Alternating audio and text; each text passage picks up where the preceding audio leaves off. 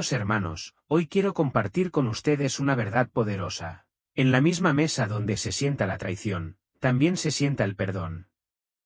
Jesús, con un amor inquebrantable, sabía que sus discípulos lo abandonarían, pero eso no cambió su amor por ellos.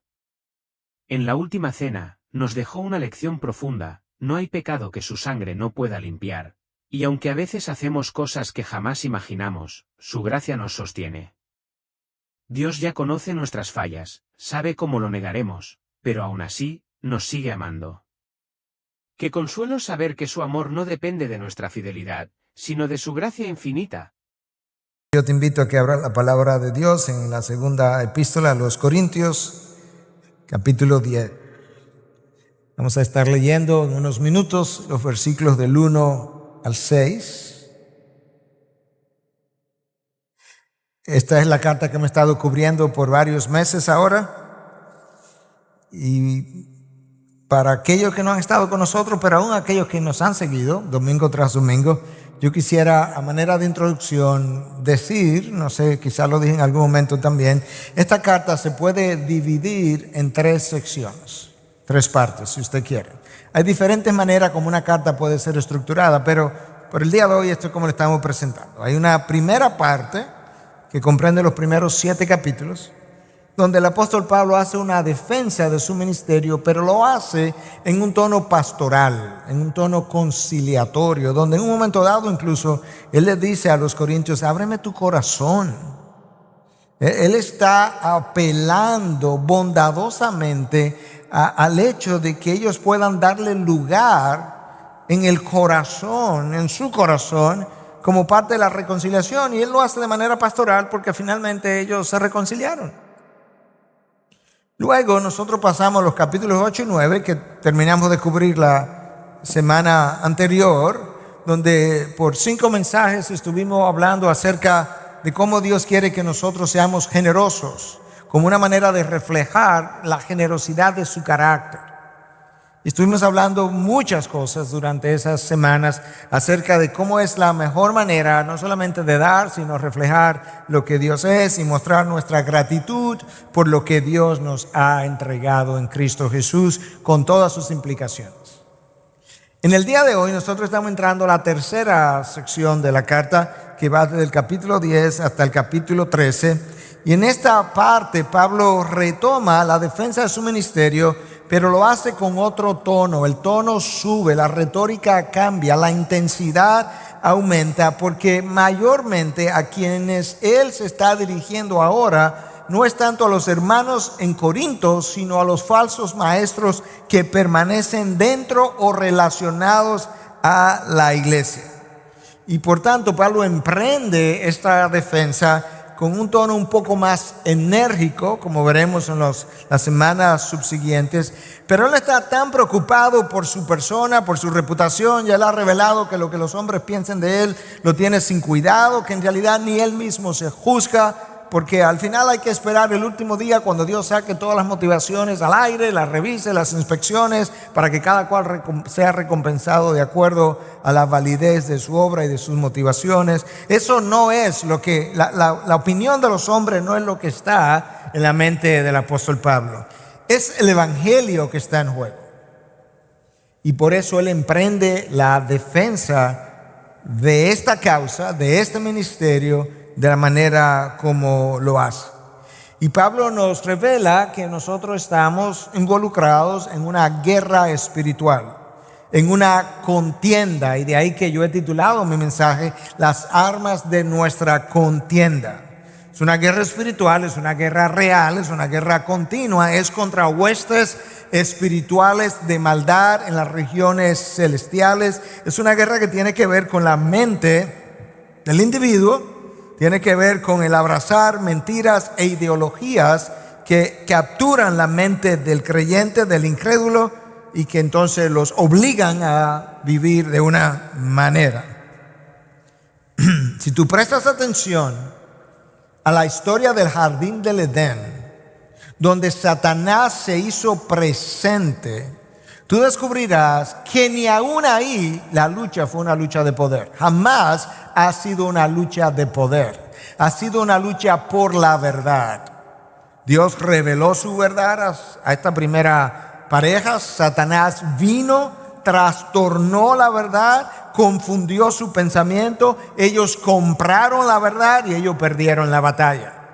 Es increíble que Dios nos regala la verdad. El mundo y Satanás nos vende la mentira y nosotros preferimos comprar que aceptar lo regalado.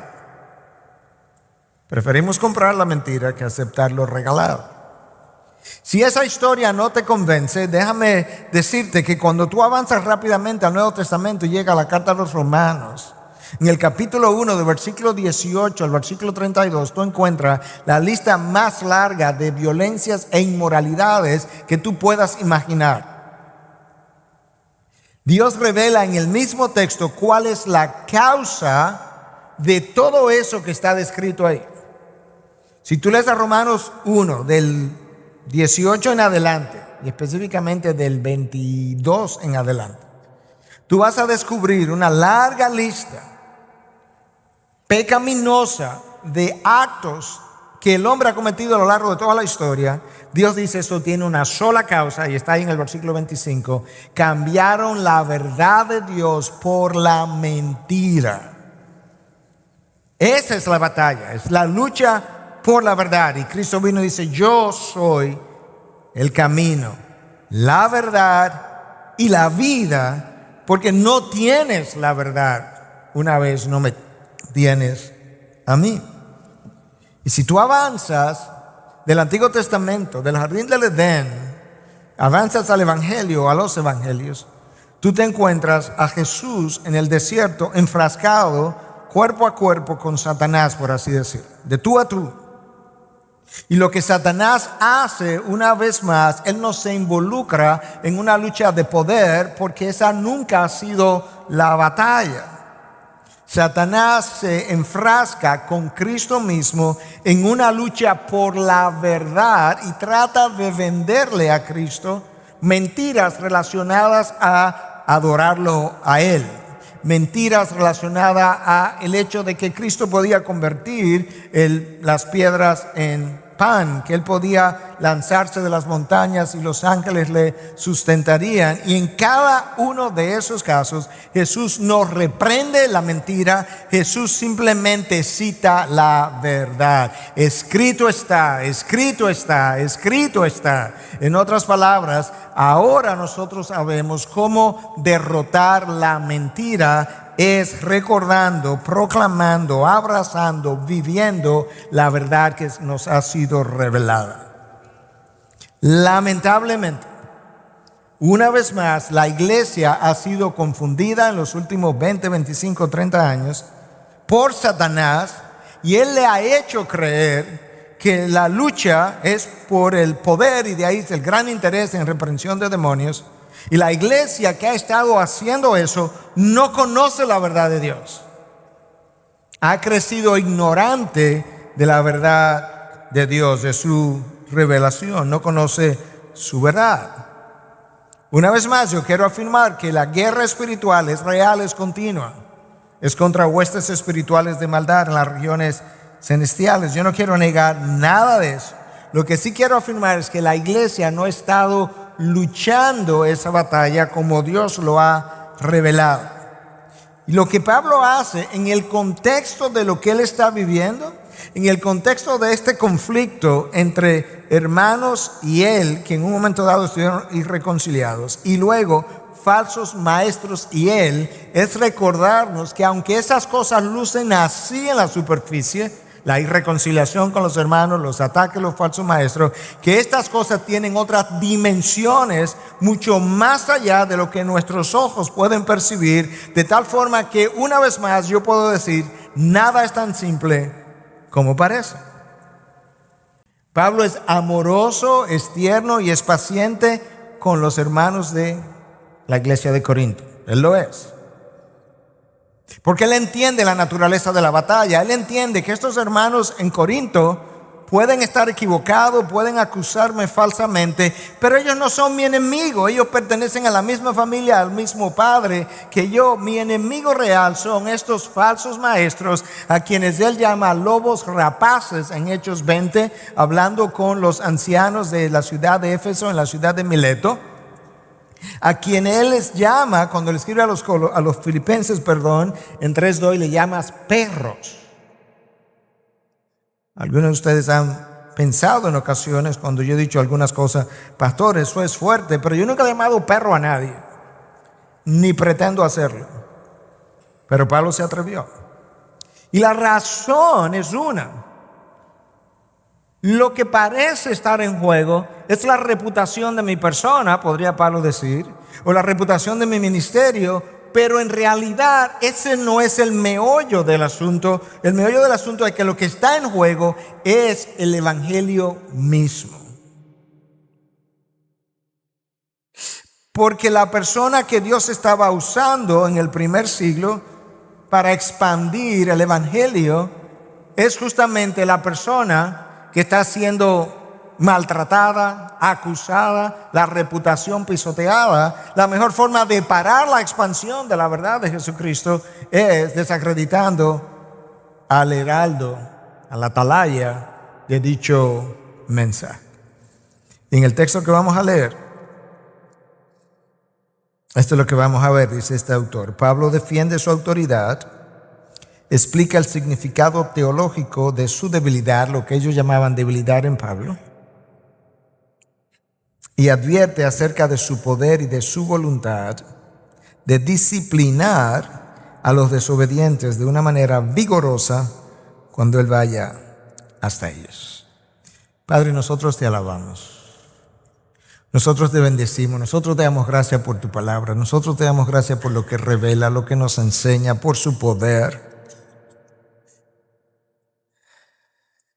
Padre, si ciertamente la lucha es por la verdad, si ciertamente el campo de batalla es la mente, aún en esta hora, el enemigo está presto a librar una batalla en la mente de algunos de los que escuchan. Yo te pido, oh Dios, que tú te levantes e impidas dicha lucha para que tu verdad pueda ser aquilatada por lo que verdaderamente es.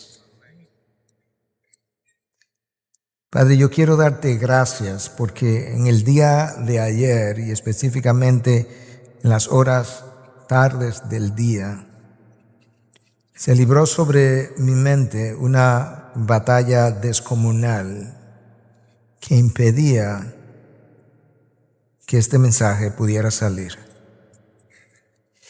Pero yo te doy gracias que cuando yo clamé a ti, tú me oíste, como tú dices en tu palabra, y que tú lo hiciste posible. Cuida mi mente ahora, oh Dios, mientras yo expongo tu verdad. En Cristo Jesús. Amén. Amén. Bueno, yo me imagino que tú quieres oír a Dios. Si tú quieres oír a Dios, lo vas a oír, porque yo te lo voy a leer en voz alta. Capítulo 10, versículo 1, segunda carta a los Corintios. Y yo mismo, Pablo, os ruego por la mansedumbre y la benignidad de Cristo, yo que soy humilde cuando estoy delante de vosotros, eso dicen ellos, pero osado para con vosotros cuando estoy ausente. Ruego pues que cuando esté presente no tenga que ser osado con la confianza con que me propongo proceder resueltamente contra algunos que nos consideran como si anduviéramos según la carne. Pues aunque andamos en la carne, no luchamos según la carne. Porque las armas de nuestra contienda no son carnales, sino poderosas en Dios para la destrucción de fortalezas, destruyendo especulaciones y todo razonamiento altivo que se levanta contra el conocimiento de Dios, y poniendo todo pensamiento en cautiverio a la obediencia de Cristo, y estando preparados para castigar toda desobediencia cuando vuestra obediencia sea completa. Tú puedes ver desde el inicio cuán personal esta carta es. Pablo se había dirigido a ellos en esta misma carta, en capítulos anteriores, y había usado el pronombre nosotros, quizá incluyendo ahí a un Tito, a un Timoteo, a sus compañeros de ministerio, pero ahora él dice yo mismo. El ataque es contra mi persona. Yo estoy dispuesto a abrazar esto que me toca hacer. Y la manera como el versículo está escrito nos deja ver cuál parecería ser una de las acusaciones contra Pablo. Y al mismo tiempo nos va a dejar ver qué es lo que hace que Pablo estuviera respondiendo de la manera como lo estuvo haciendo. Escucha el versículo primero.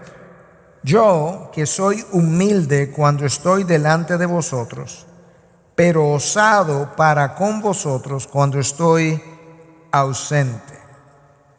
Ese es mi primer punto de enseñanza, la acusación contra Pablo. Escucha cómo la Nueva Traducción Viviente lo tiene. Me doy cuenta, dice Pablo, de que piensan que soy tímido en persona y valiente solo cuando escribo desde lejos. Me he percatado que ustedes piensan que yo soy un cobarde, un flojo, un doble cara, un de doble ánimo.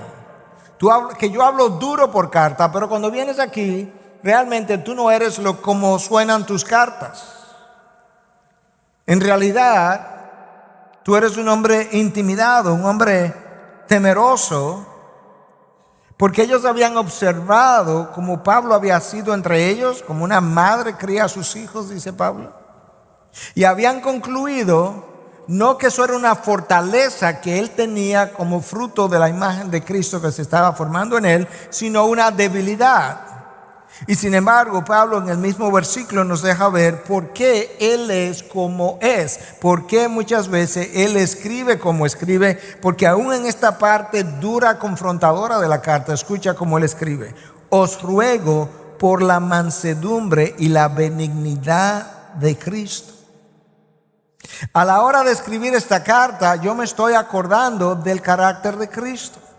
A la hora de vivir mi vida, yo me estoy acordando del carácter de Cristo. Yo sé lo que debo imitar. Yo sé que yo no debo ser incongruente ni en carta ni en persona con el carácter de Cristo. Eso negaría el Evangelio. Si yo he abrazado el Evangelio, vivo el Evangelio, eso implica que yo debo entonces mostrar el Evangelio a la hora que yo me relaciono con otros, ya sea en cartas, ya sea en persona. Pablo es un individuo congruente con lo que ha creído, y ahí hay una aplicación inmediata para todos nosotros. No vale cuánto yo proclame el Evangelio, cuánto yo defina el Evangelio, cuánto yo diga que yo conozco el Evangelio, sino vivo el Evangelio, yo niego el Evangelio que proclamo.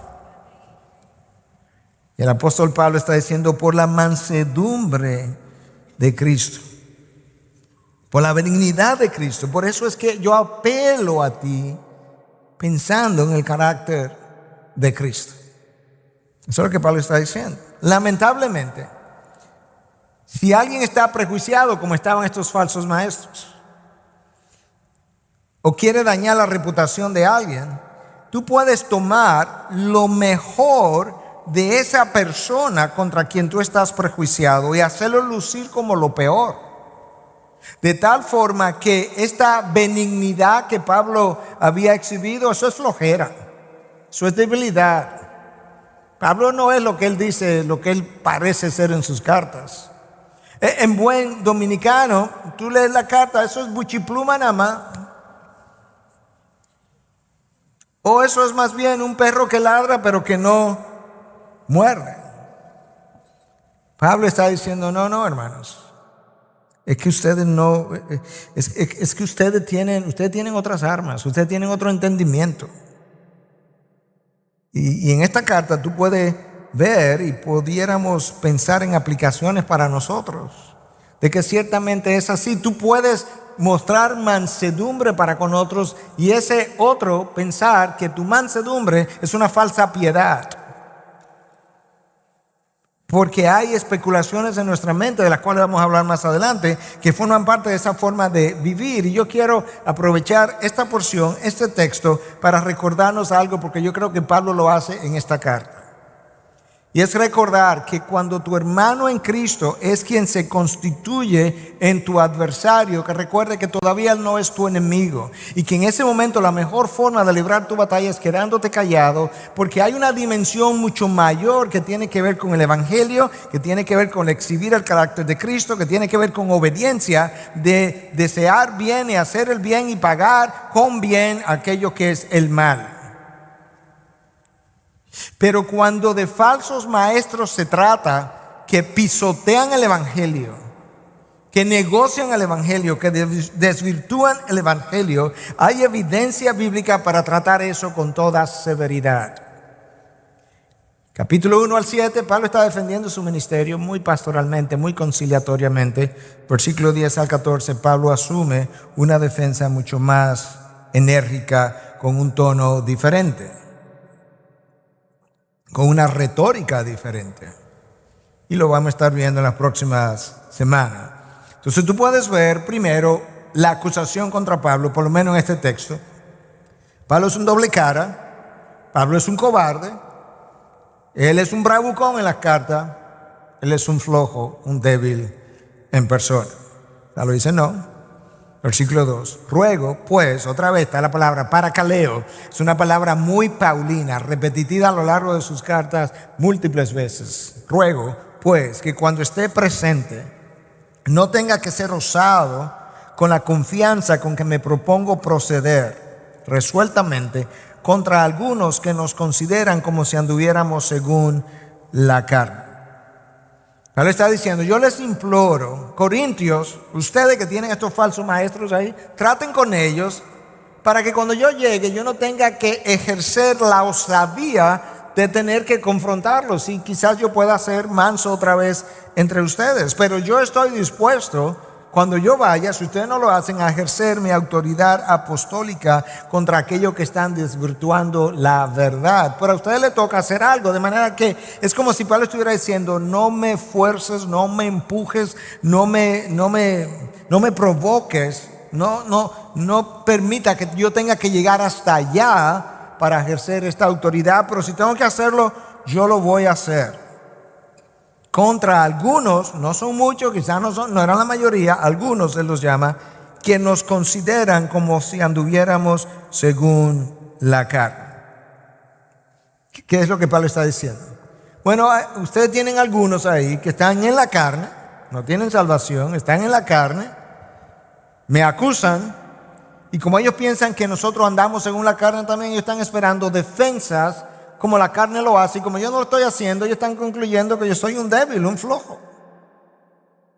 Porque en el mundo grecorromano en el que Pablo se movía, la manera como tú librabas tus batallas, la manera como tú mostrabas superioridad, era con una gran oratoria, una presencia impresionante como la tuvo un Saúl, y el mismo profeta Samuel en un momento dado pensó cuando vio a Saúl tan grande y tan buen mozo, dice el texto, como que él era la elección de Dios y no David, con una personalidad impositiva. Esas eran las maneras, y Pablo no tenía nada de eso, ni quería nada de eso, y le dijo que no quería nada que ver con esa forma del mundo de ser y de hablar y de expresarse y de mostrarse. Escucha lo que le dice a los Corintios en su primera carta, en el capítulo 2, versículo 4. Y ni mi mensaje ni mi predicación fueron con palabras persuasivas de sabiduría. Yo no estoy tratando de persuadirte vía una gran oratoria, la persuasión la tiene el poder del Espíritu, sino con demostración del Espíritu y de poder. Él es el que tiene que convencerte, para que vuestra fe, escucha por qué, no descanse en la sabiduría de los hombres, sino en el poder de Dios. En ese mundo grecorromano del primer siglo en el que Pablo vivió, el orador se consideraba en la oratoria, en el mensaje, en lo que yo estoy haciendo ahora, que habían cinco elementos. La atención, cómo capturar la atención desde el principio. Hoy en día se habla de lo mismo. La comprensión, el convencimiento, el retener y la acción. Para el mundo, el énfasis en esos cinco elementos estaba en el convencimiento. Tienes que cuidar tu oratoria, tienes que cuidar tu entrada, tu introducción, tu salida, porque la meta es convencer. Cuando tú lees la carta de Pablo, ese no es el énfasis. El énfasis Pablo lo tenía en el punto número 2, comprensión. Un mensaje llano, un mensaje claro, un mensaje que todo el mundo lo pueda entender, hasta el punto que él lo resumió en esto: Cristo y este crucificado. Ese es mi mensaje, Corintios. Y ahora, esta gente que está luchando con Pablo, atacando a Pablo, que no oye esa oratoria, que no ve esa presentación impresionante, lo está tildando de débil. Y Pablo le había dejado saber ya en la primera carta, en el capítulo 2, versículo 1 ahora, le dice: cuando fui a vosotros, hermanos, proclamándoos el testimonio de Dios, no fui con superioridad de palabra o de sabiduría. Yo se lo dije desde que yo llegué. Cuando fui a vosotros, yo les dije que yo no venía con superioridad de palabras. Yo tengo la preparación académica. Yo hablo hebreo, yo estudié hebreo, yo fui parte probablemente del Sanedrín, yo fui fariseo de fariseo. Pues nada me propuse saber entre vosotros excepto Cristo y este crucificado.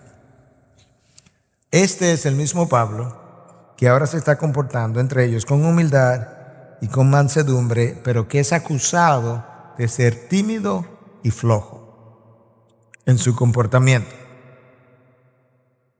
Y Pablo dice: ¿sabes qué? Yo, si tengo que hacerlo, yo estoy dispuesto a tratar osadamente con algunos que creen que nosotros andamos según la carne. Y Pablo dice, él extiende ahora, ¿verdad?, la defensa. Vimos la acusación, estamos viendo ahora la defensa como segundo punto de enseñanza. Pues aunque andamos en la carne, no luchamos según la carne. Que andamos en la carne, claro, yo soy un ser humano, yo vivo, yo camino, pero nosotros no luchamos según la carne.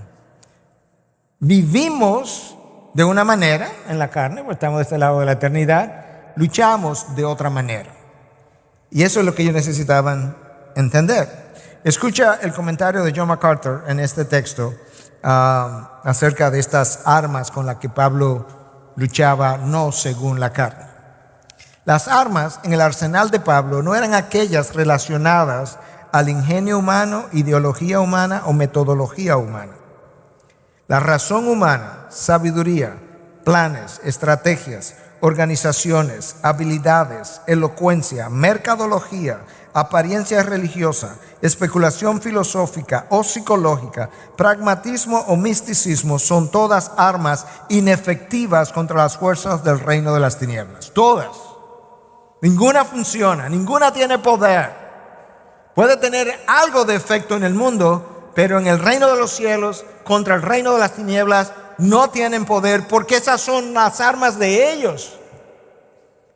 Todo eso que yo acabo de leer no puede ser efectivo contra las fuerzas de las tinieblas, porque esas armas le pertenecen a ellos y al hombre caído.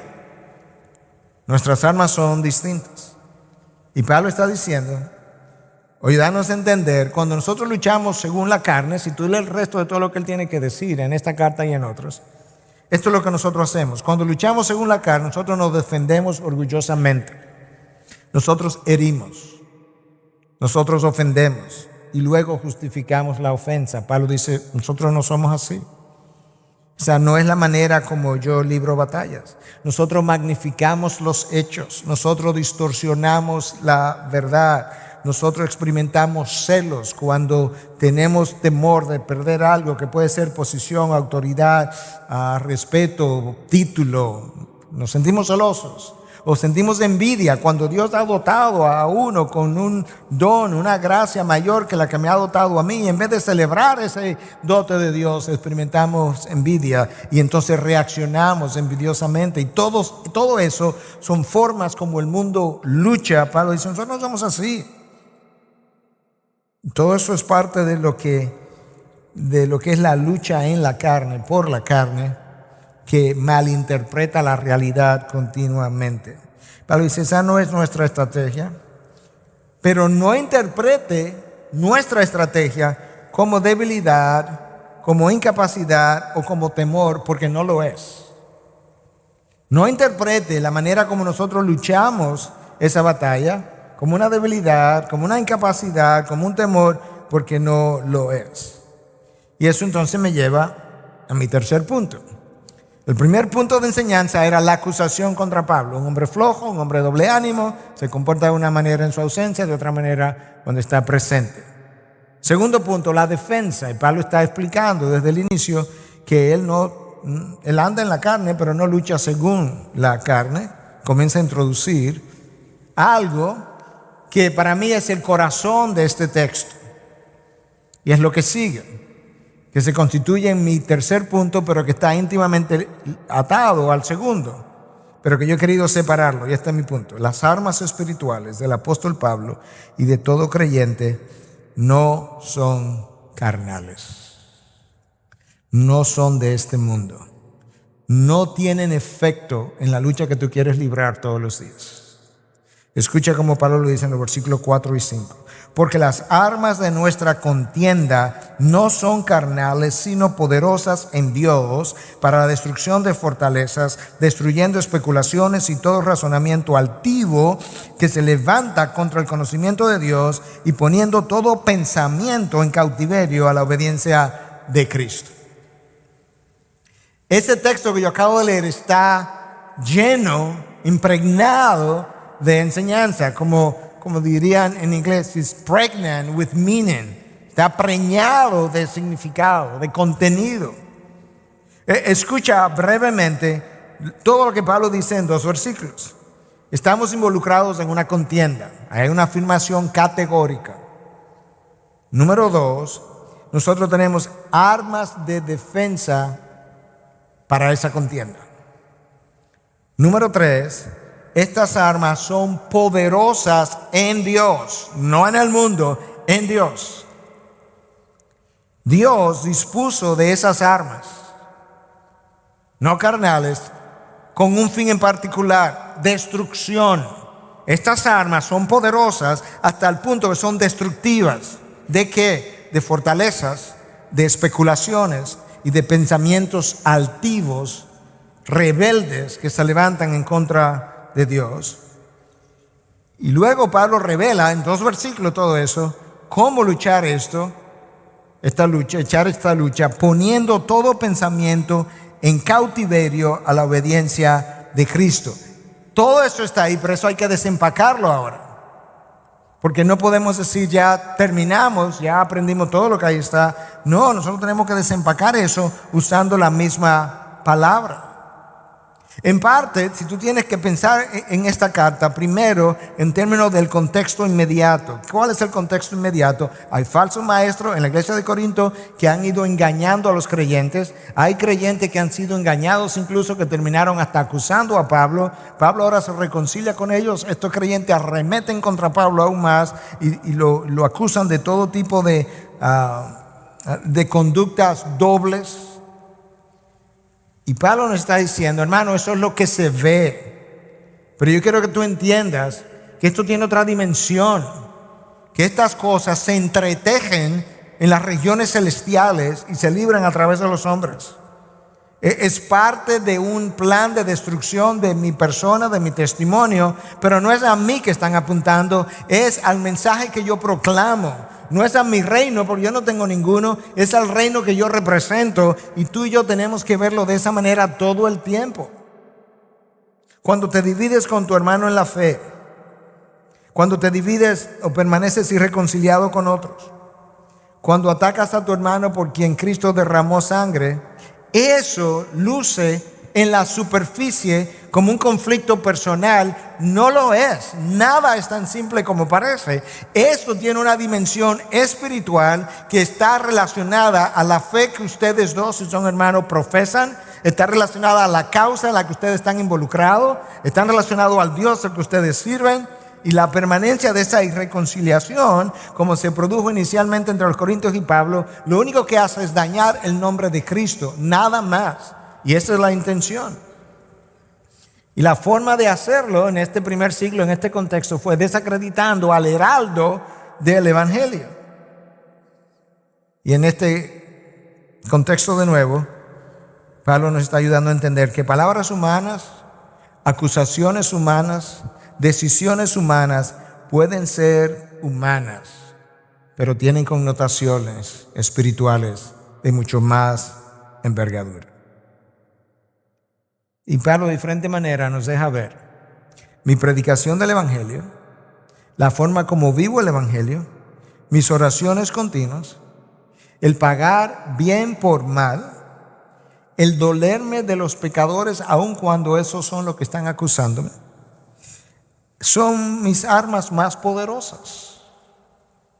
Son mis armas poderosas en Dios, que al fin de la carrera terminan destruyendo fortalezas, especulaciones y pensamientos rebeldes que se levantan contra el conocimiento de Dios en personas como estos falsos maestros que afirman a Dios y con los mismos labios niegan lo que profesan y afirman acerca de ese Dios, aún por la manera como ellos luchan.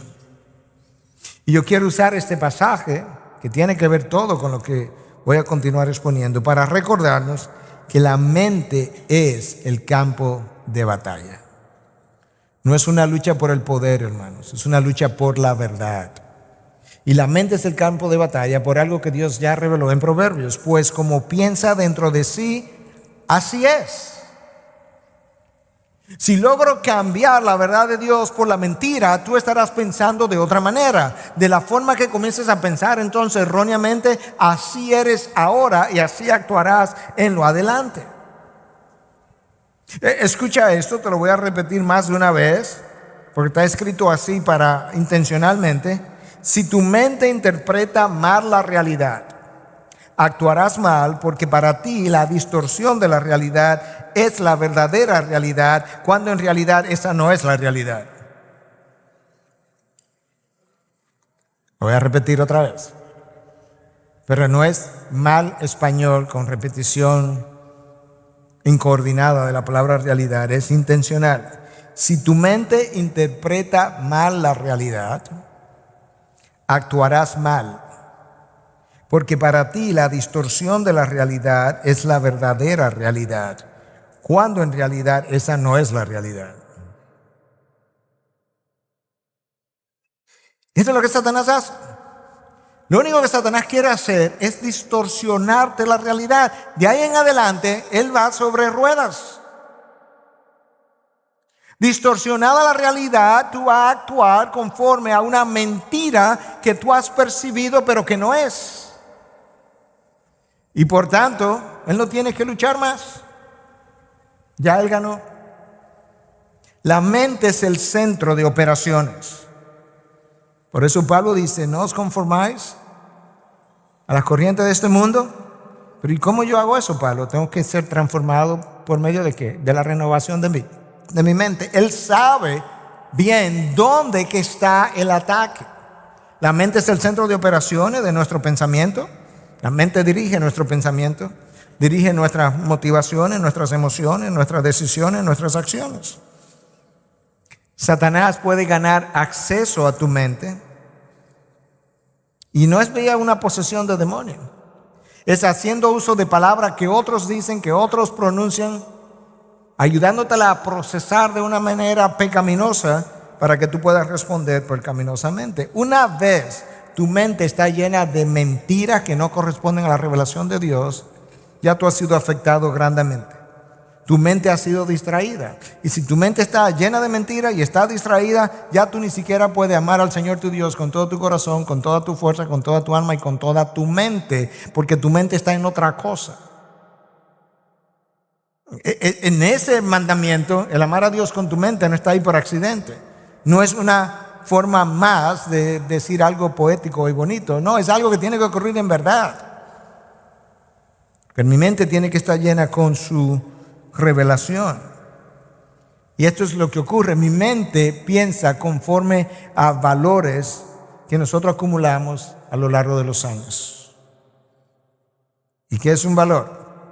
Un valor es algo que tiene mérito o significado para nosotros y que nos lleva a reaccionar y a comportarnos de una forma determinada. Un valor es algo, lo que sea, que tiene significado para mí, y que me lleva a comportar de una manera determinada que frecuentemente es pecaminosa. Porque eso es importante en el entendimiento de esta batalla que se da en la mente. Porque mis valores originan mis emociones, mis sentimientos, mis deseos, mis hábitos y patrones de comportamiento. Mis valores originan cómo yo pienso, cómo yo reacciono emocionalmente, deseos que tengo, hábitos que cultivo y patrones de comportamiento. Y lo peor aún es que, como decía Francis Schaeffer, nosotros vamos recogiendo nuestros valores, acumulando nuestros valores como gérmenes o microbios por las calles de la vida. En otras palabras, los valores a mí se me pegan. Yo los absorbo y ni cuenta me doy. Es como cuando tú entras a una iglesia como esta, vamos a decir, y 3 días después tú tienes gripe y dices, oye, alguien en la iglesia lo oí estornudando y estaba cerca y oye, hoy tengo gripe. Seguro fue esa persona que no debió haber venido a la iglesia, piensas tú a veces. Pero ¿cómo te llegó a ti? No, caminando por las calles de la vida. Los valores son exactamente así. Y los valores tienen fuentes, y esas fuentes, te voy a mencionar algunas, son mi familia. Quizás la mayoría de mis valores vienen de cómo fui criado, en el núcleo familiar y en mi cultura. La educación secular y cristiana que recibo, universidad, colegio, escuelas, amigos, cultura, libros que leo, medios de comunicación, música, arte, drama, películas, novelas, para los que ven novelas, llenas de mentiras, intrigas y todo, llena de antivalores que corrompen el nombre de Cristo. Esta es mi opinión privada. Si tú quieres mi opinión pública, o al revés, opinión pública, quieres mi opinión privada. Lamentablemente nosotros copiamos nuestros valores, nuestros ídolos, de aquellas personas que admiramos. Y el viejo hombre acumula valores según la carne. Y los valores determinan cómo yo juzgo, cómo yo mido, cómo yo actúo, cómo yo pienso, cómo yo reacciono, cómo yo vivo. Y cambiar mis valores, hermano, eso es difícil. Porque para yo cambiar mis valores, si me propongo hacer eso, yo tengo que decir, wow, yo tengo 58 años y yo estaba errado. Por 58 años. No, yo mejor justifico mis valores, distorsiono la verdad y te vendo la idea de que yo nunca he estado errado. Eso es como nosotros actuamos. Pero ¿qué ocurre? Que cuando esos valores errados están en mi mente por un tiempo, ellos forman fortalezas. Ahora estamos llegando. Esas fortalezas, o una fortaleza, es un patrón de conducta. Es un patrón de conducta pecaminosa que controla al creyente y le impide vivir en libertad. Eso es lo que es una fortaleza. Está relacionada a pensamientos, especulaciones y pensamientos altivos. Esto no es una posesión demoníaca.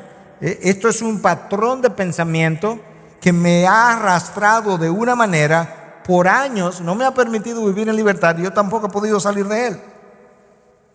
A eso llamamos fortaleza. Y esa fortaleza vive especulando en mi mente, me hace especular en mi mente y me hace reaccionar. Los falsos maestros y aún los creyentes en Corinto especularon acerca de Pablo, de sus motivaciones para hacer ministerio. En este caso de su pobre oratoria o su pobre presentación, de las metas que perseguía, y se levantaron en contra del apóstol Pablo. Y entonces esas fortalezas dan lugar a patrones de pensamientos que se arraigan en nosotros y que no hay manera que tú me puedas convencer de que estoy errado, porque ese pensamiento está tan profundamente arraigado, está montado sobre una fortaleza y terminan con pensamientos arrogantes, rebeldes en contra de Dios y de su revelación. Eso es lo que ha ocurrido con estos falsos maestros y con estos corintios que se han dejado engañar.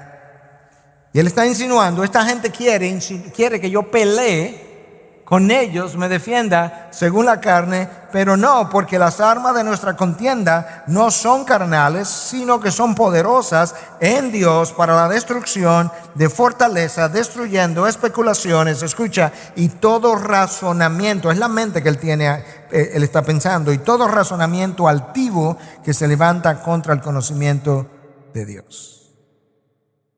Pero Satanás sabe cómo hacerlo, él tiene otras formas.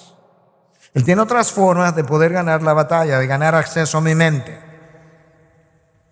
Él comienza a cambiar, influencia a la gente de la sociedad y comienza a producir una educación secular, como le estamos viendo en nuestros días, que niega que Dios haya creado al hombre, sino que el hombre vino del mono. Él comienza a influenciar gente que termina creando legislaciones contrarias a la legislación de Dios y que favorece cosas como el aborto, el matrimonio homosexual y cosas similares. O él se mueve en la mente de hombres pecaminosos que terminan creando una televisión, un internet, medios sociales, medios de comunicación, una radio que vende continuamente antivalores que se oponen al conocimiento de Cristo y que construyen luego en la mente de los que escuchan fortalezas. La mente es el campo de batalla de Satanás. Él ganó el acceso a la mente de Adán y Eva y ganó la batalla. Le cambió la verdad por una mentira, tal cual dice Romanos 1:25. Recuerda las palabras del apóstol Pedro. Como apóstol tenía ciertos dones que nosotros no tenemos y cierto entendimiento que nosotros no tenemos. Recuerda las palabras del apóstol Pedro cuando Ananías y Zafira vendieron su terreno y vinieron y le dijeron: Pedro, aquí está todo el dinero, cuando no era verdad, todo el dinero que habían adquirido de la venta. Escucha cómo Pedro se dirige a Ananías: Ananías, ¿por qué ha llenado Satanás tu corazón para mentir al Espíritu Santo y quedarte con parte del precio del terreno? ¿Tú escuchas? Pedro no simplemente le dice: Ananías, ¿y por qué mientes? No. ¿Por qué ha llenado Satanás? ¿Qué fue lo que hiciste que le dio acceso a Satanás, que llenó tu corazón de esta mentira? Tú no eras así. Tú fuiste a vender el terreno porque querías participar de la causa de Cristo. En el camino, Satanás te llenó de mentira. Eso es similar a cuando Pedro quiere impedir que Cristo llegue a Jerusalén. Cristo le dice: Pedro, apártate de mí, igual por un discernimiento especial. Satanás, apártate de mí, porque tú no tienes en mente las cosas de los hombres, sino la cosa de Dios, sino la cosa de los hombres. Pedro estaba siendo usado por Satanás. Hermano, no te dejes usar. No te dejes usar, y mucho menos en contra de otro hermano, en contra de la misma causa de Cristo. No lo permitas. Es parte de la batalla, es parte de la estrategia que tienes que usar, que tienes que estar alerta, que tienes que estar pendiente. No te preste para ser usado. Mira cómo la palabra habla de lo que Satanás ha sido capaz de hacer en la segunda carta a los Corintios en 4:4, en los cuales el Dios de este mundo, ese Satanás, ha cegado el entendimiento de los incrédulos, para que no vean el resplandor del evangelio de la gloria de Cristo, que es la imagen de Dios. ¿Cómo tú piensas que Satanás ciega el entendimiento de los incrédulos? Tú no piensas que cada incrédulo está poseído por un demonio, como enseñan algunos, que todo el mundo tiene demonios. Yo creo que es más fácil que esa gente tenga demonios que todo el mundo tenga demonios.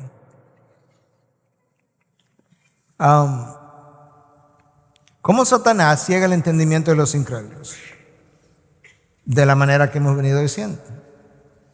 Él te vende una mentira, como lo hizo con Adán y Eva. Tú compras la mentira pasa a ser la realidad. Ya, está cegado. Está cegado a la verdad, porque tú tienes como realidad la mentira.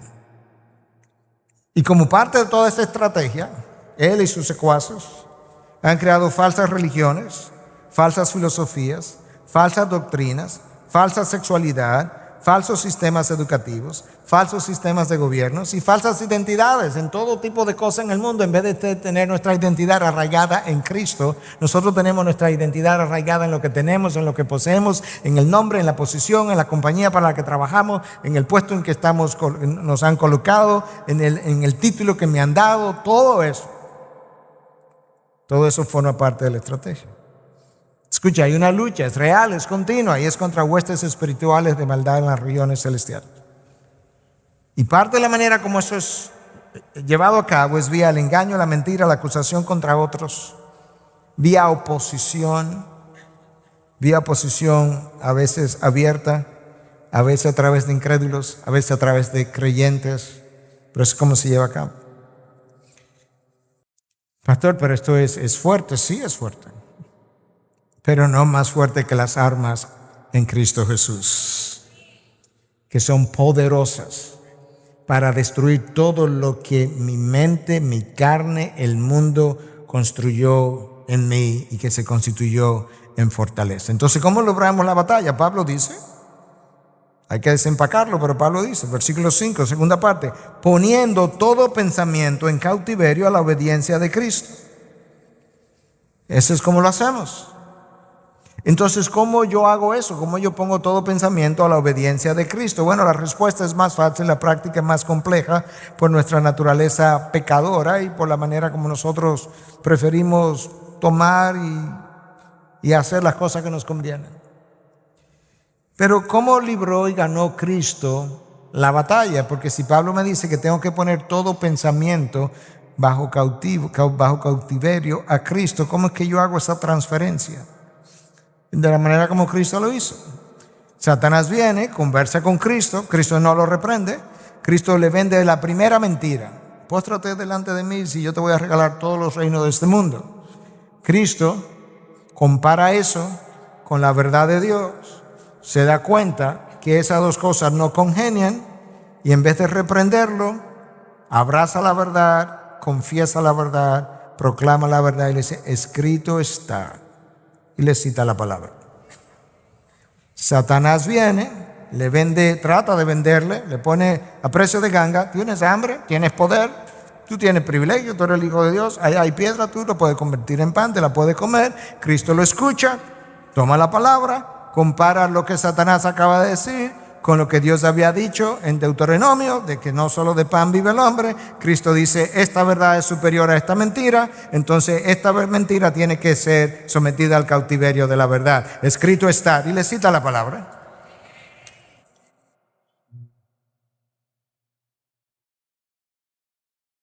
Satanás lo invita a lanzarse de el monte, que los ángeles vendrían y le atenderían. Cristo hace la misma cosa. Él compara esta mentira con lo que Dios había revelado en los Salmos y dice, no, eso no es así, y vuelve y le cita la palabra. ¿Y sabe lo que dice la palabra? Que Satanás lo dejó. Y la palabra nos dice, nos instruye, resistid al diablo coma, ¿y qué cosa? Y él huirá de vosotros. La palabra afirma lo que Cristo hizo. Resistir al diablo y él huirá de vosotros. Lo único que tiene que hacer es estar firme en su palabra. Eso es lo único que necesita y él huirá. Mira de qué manera la palabra una y otra vez nos insta, nos invita, nos motiva a estar firme en su verdad. Te lo voy a leer. 1 Corintios 15:58. Por tanto, mis amados hermanos, estad firmes. 1 Corintios 16:13. Estar alerta, permaneced firmes en la fe, portaos varonilmente, sed fuertes. 2 Corintios 1:2. Porque en la fe permanecéis firmes. Gálatas 5:1. Por tanto, permaneced firmes. Llego a Efesios, capítulo 6, versículo 10 al 14. De ahí solamente se habla de guerra espiritual. Escucha lo que dice. Efesios 6:11, para que podáis estar firmes. 6:13, estar firmes. 6:14, estad pues firmes. Filipenses 4:1, estad firmes en el Señor. Colosenses 4:12, para que estéis firmes. Segunda de Tesalonicenses 2:15, estad firmes y conservad las doctrinas. Primera de Pedro 5:9, para resistirle firmes en la fe. ¿Te das cuenta que el llamado es a estar firmes? Y los textos que te leí nos dicen incluso dónde que vamos a estar firmes. Firmes en la fe, firmes en la voluntad de Dios, firmes en la doctrina. Eso es, tú confías en lo que Dios ha dicho, confía en lo que Dios ha revelado y no desconfía de nada de lo que Dios ha puesto en tus manos vía su revelación, y no crees nada de lo que Satanás te quiera vender o el mundo te quiera vender. Número 1. Número 2, tú buscas la voluntad de Dios, te sometes a la voluntad de Dios, celebras la voluntad de Dios, permaneces firmes en la voluntad de Dios. Número 3, no negocie el evangelio, necesita estar firmes en las doctrinas. Esas son las armas de nuestra contienda, pero no son carnales. Es la manera de llevar a cabo la lucha espiritual. Ahora, para cerrar, Pablo era un fanático de las metáforas, comparaciones. En inglés se llama word picture. Es una palabra que te da como un cuadro y eso tiene múltiples enseñanzas. Pablo dice, por ejemplo, yo he peleado la batalla. Tú inmediatamente te imaginas gente peleando cuerpo a cuerpo en el mundo greco-romano. Eso te dice muchísimo. Yo he peleado la batalla, gané. Dios ganó, me hizo ganar, pero esa es la idea, gané. Yo he corrido la carrera. Tú inmediatamente tienes una idea completa de muchas cosas. Ya corrí la carrera. Es el atleta que está terminando, está a punto de cruzar la raya. Esa es entrar en gloria. Y Pablo está anticipando eso como con los brazos en alto. Cuando tú ves el corredor que viene y rompe la cinta, así está Pablo pensando, que yo me muera, rompí la cinta. Aquí Pablo, la imagen que usa, y sobre todo en el lenguaje original, es una imagen de batalla. Y los académicos así lo entienden. Y piensan que con toda probabilidad, Pablo lo que tiene en mente para describir esto que él nos enseñó, es otra imagen de cómo se libraban las batallas en la antigüedad. En la antigüedad, las ciudades había que conquistarlas, igual que hoy, cuando tú estás en batalla. Las ciudades estaban rodeadas de murallas y las murallas eran fortalezas, literalmente. La estrategia de batalla en la antigüedad era, tú tienes que derrumbar la muralla. Usted ha visto eso en películas, a veces traían torres con las cuales se golpeaban estas murallas para derribarlas. Una vez tú derribas las murallas, tú penetras el interior, apresa a los soldados que estaban involucrados, lo hace cautivos a los soldados que estaban involucrados en la lucha, y a los rebeldes tú lo castigas. Piensa en eso, tú destruyes las murallas, tú apresas a los soldados, castigas a los rebeldes. Escuche el texto ahora otra vez. Versículos 4 y 5. Porque las armas de nuestra contienda no son carnales, sino poderosas en Dios para destrucción de fortalezas. Ahí están las murallas de la ciudad, pero aplicado a cómo que esto se libra en nuestra mente. Destruyendo especulaciones y todo razonamiento altivo que se levanta contra el conocimiento de Dios, y poniendo todo pensamiento en cautiverio a la obediencia de Cristo. Ahí están los soldados que estaban luchando en contra. Estos pensamientos altivos, especulaciones, luchaban en contra. Tú lo tienes que someter, llevarlo al cautiverio. Y estando preparados, versículo 6, para castigar toda desobediencia. Ahí está el castigo de los rebeldes, cuando vuestra obediencia sea completa. En ese versículo 6, Pablo, tú puedes volver a ver otra vez cómo Pablo separa a los falsos maestros de los creyentes. Le dice, yo estoy dispuesto a castigar toda desobediencia cuando vuestra obediencia sea completa. En otras palabras, Corintios, terminen de obedecer correctamente y nos encargamos luego de los falsos maestros. Yo estoy dispuesto a castigar la desobediencia, pero lo voy a hacer cuando los hijos de Dios obedezcan. Obedezcan ustedes primero. Y ahí tú puedes ver que ciertamente, probablemente los académicos o los que piensan así probablemente tienen razón. Pablo debe haber tenido, sobre todo como esto está expresado en el lenguaje original, esa figura de conquista de ciudades, de batallas, vía la derribación, destrucción de estas murallas, el poner a estos soldados en cautiverio y castigar a los rebeldes. Eso es lo que él dice. Nuestras armas son poderosas en Cristo Jesús para destrucción de fortalezas, especulaciones, todo pensamiento altivo. Esos pensamientos que luchan hay que someterlos, hay que llevarlos en cautiverio a los pies de Cristo. Y a los rebeldes, lo que permanece, ¿qué tú haces? Bueno, lo castiga. Bueno, él dice, estoy dispuesto a hacerlo, pero tienen que obedecer primero. ¿Te imaginas todo lo que Dios nos da en pocos versículos para que nosotros aprendamos a cómo vivir victoriosamente, a cómo librar una batalla que es real, que es continua, pero que trasciende nuestra dimensión, que tiene que ver con fuerzas espirituales de maldad en regiones celestiales, y cómo tú y yo necesitamos mucho más discernimiento, pero sobre todo permanecer firme en su verdad. Pero tiene que conocer la verdad, tiene que vivir la verdad, tiene que pensar la verdad, tiene que comparar la verdad con el error con la verdad, y tienes que siempre darle prioridad a la verdad sobre el error si vas a triunfar. Y eso tú lo haces en Cristo Jesús. Sin Cristo no lo puedes hacer, porque separados de mí nada podéis hacer, absolutamente nada. Yo fui a la cruz, perdoné tus pecados, pero fui yo que desarmé las fuerzas de las tinieblas en la cruz. Y ahora tú estás en Cristo. Y las armas que tú tienes son poderosas, pero en Cristo. De manera que tienes que caminar conmigo. Tienes que luchar desde Cristo hacia afuera.